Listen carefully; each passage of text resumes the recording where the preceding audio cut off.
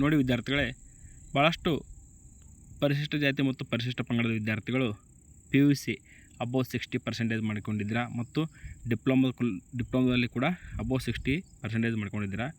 ನೀವೀಗ ಒಂದು ಪ್ರಶ್ನೆಯನ್ನು ಕೇಳ್ತಾ ಇದ್ದೀರಾ, ಏನಂದರೆ ಸರ್ ನಮ್ಮೊಂದು ಪ್ರೈಸ್ ಮನಿ ಆನ್ಲೈನ್ ಅರ್ಜಿ ಯಾವಾಗ ಪ್ರಾರಂಭ ಆಗುತ್ತಂತ.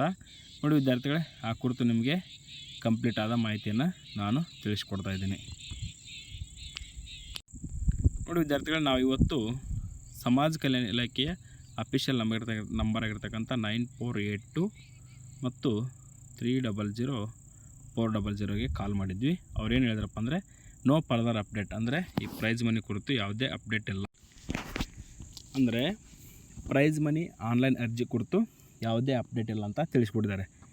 ಈಗ ನೀವು ಪರಿಶಿಷ್ಟ ಜಾತಿ ವಿದ್ಯಾರ್ಥಿಗಳಾಗಿದ್ದರೆ ಸಮಾಜ ಕಲ್ಯಾಣ ಇಲಾಖೆ ಅಫಿಷಿಯಲ್ ವೆಬ್ಸೈಟ್ಗೆ ಒಂದು ಸ್ಕ್ರೋಲ್ ಅಪ್ ಮಾಡ್ಕೊಳ್ಳಿ.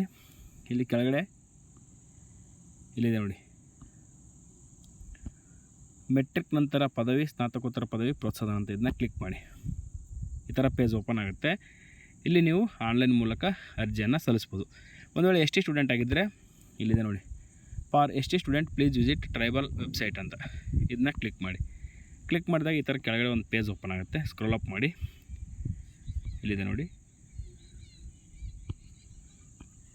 Post matric PUC degree PG prize money ಅಂತ ಇದೆ. ಇದನ್ನ ಕ್ಲಿಕ್ ಮಾಡಿ.